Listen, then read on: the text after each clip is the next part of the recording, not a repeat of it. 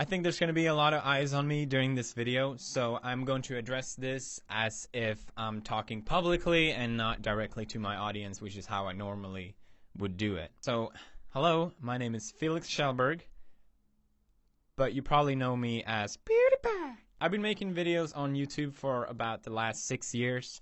It's been a hobby that I've been fortunate enough to have as my job for most of that time. I've been extremely lucky and way more successful than I could ever possibly have dreamed about. And as I'm sure a lot of you are aware, I make a substantial living from doing YouTube videos. And the reason why you know this is because that's all the media has ever acknowledged me for. Besides from now.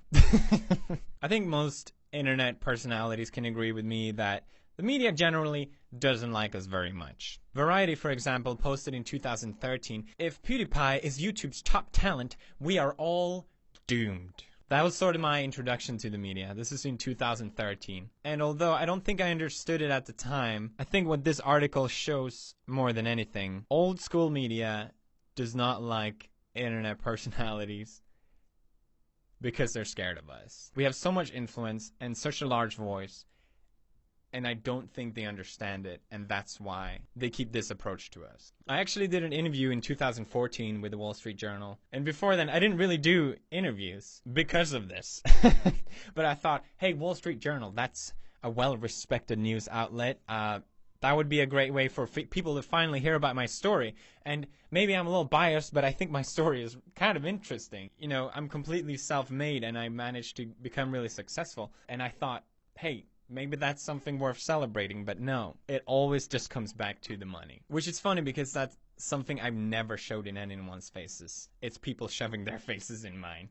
I never flaunted with any of it because I have generally very little interest of it. And there you go. That's the title. Wall Street Journal, YouTube's biggest draw, plays games, earns $4 million a year. Money is really all I've ever been acknowledged for. And I'm not saying this to put me on a pedestal. I'm just saying this to show an example.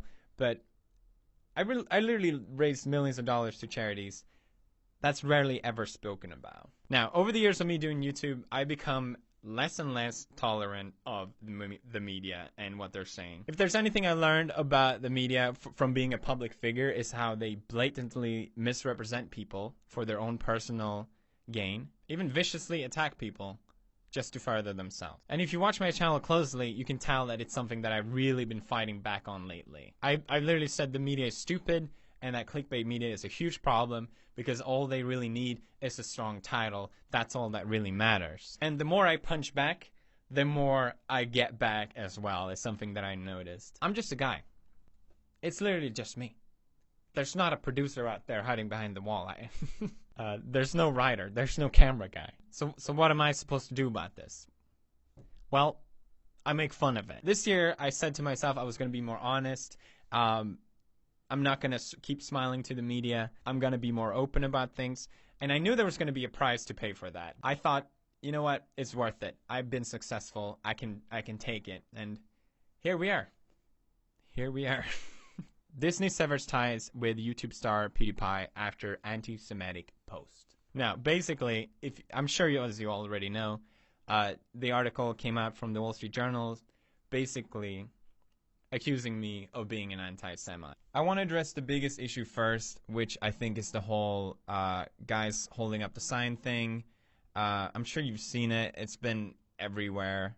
A lot of people loved the video, and a lot of people didn't. And it's almost like 2 generations of people arguing whether this is okay or not. But regardless of that, I just wanted to reiterate that my intention was just to show how stupid the website is and how far you can push it by paying $5. I'm sorry for the words that I used, as I know they offended people, and I admit that the joke itself went too far.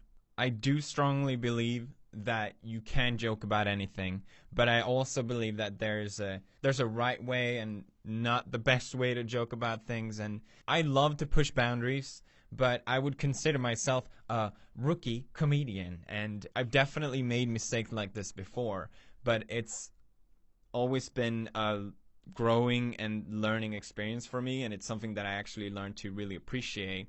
And I think this whole situation has definitely been that for me, and it's something that I'm going to keep in mind moving forward. So Wall Street Journal, a well-known, respected news outlet, posted that I, during the past 6 months, have made 9 videos that have anti-Semitic messaging in it. I heard about this before the story came out, and I thought, this is absurd. What? Wait, sorry, was that Wall Street Journal or The Sun? I didn't quite get that. How is this news? This is insane. So basically, they went to the biggest brands that I work with, Disney and YouTube, and they pushed them to the corner and said, hey, what do you think about this? Hate? Look at this. This is bad. Obviously cornering them, forcing them to sever their ties with me. I fully understand that. And I don't want people to think that, oh, I can joke about whatever I want. It doesn't have to affect me. I'm pewdiepie. I understand that these things have consequences. This video is not me trying to justify that. Here's the thing though. They don't call it jokes.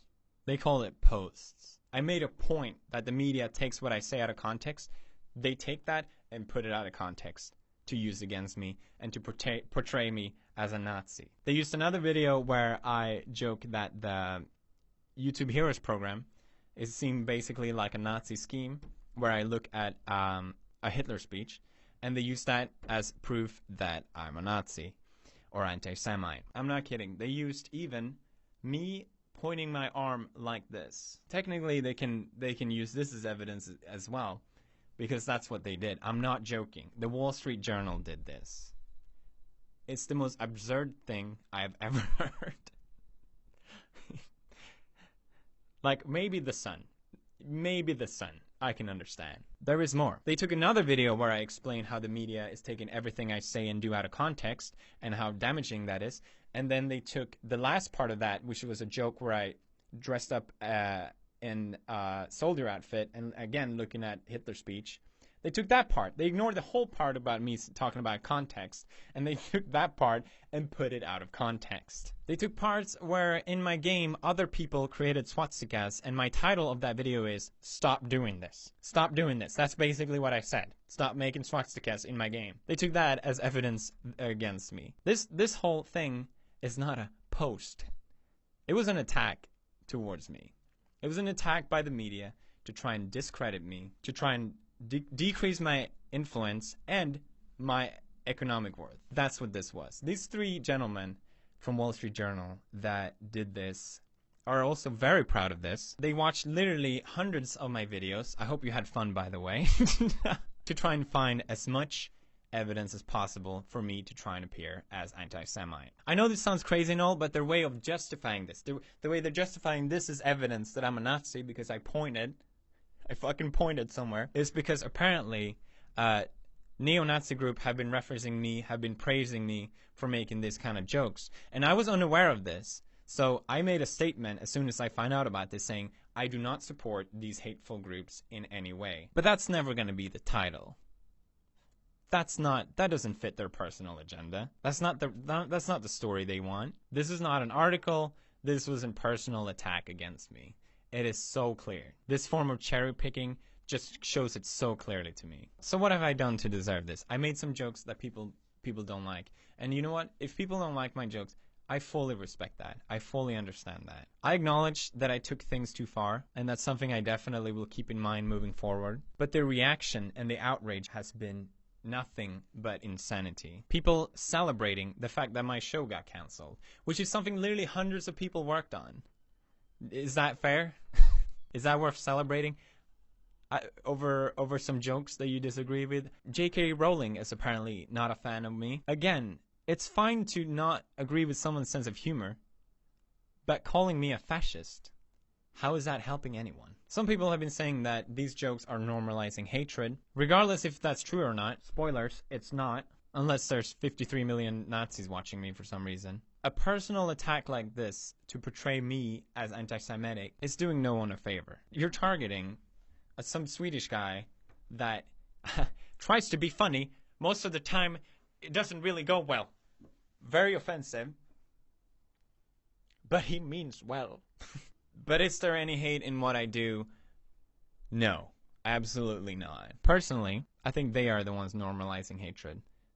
Because there is actual hatred out there. I'm just pointing with my hand. Calm down. There's actual hatred out there.